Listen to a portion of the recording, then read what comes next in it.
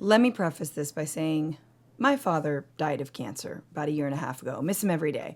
And I also encouraged everyone in 2024 to vote for Kamala Harris in order to stop the very fascism we see now. Many of you know that because many of you didn't like my stance and got mad at me for that.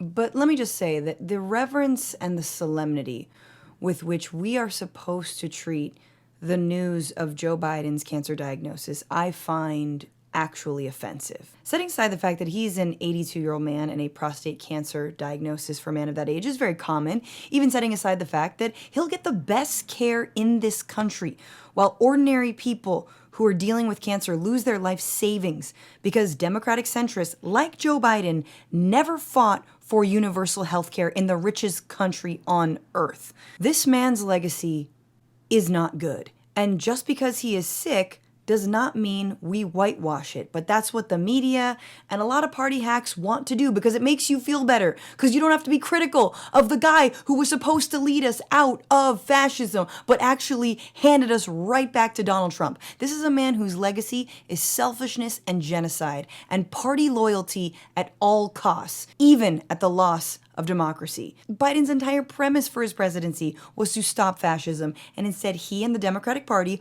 walked us back into the arms of it. He said he would be a transitional candidate, and he wouldn't run again. And then he did. And then he was a transitional candidate, from one Trump regime to the next. And he and others around him lied about his mental fitness, to say nothing of the fact that he walked away from his own Build Back Better agenda before even implementing it. The news also comes at a time where Israel killed 500 Palestinians. Which brings me to the other part of his legacy and why it is extra offensive to me and should be to anyone to mourn a powerful man while children are maimed and killed and starved in Gaza in a genocidal campaign that Biden wasn't just on board with. He lied about, he believed in.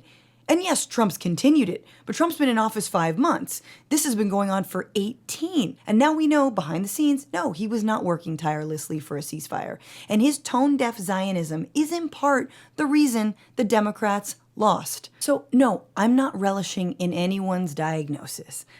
But don't act like this is your dad. If only Biden was America's dad, he might have more empathy for us. He would have listened to us when we said, stop the killing.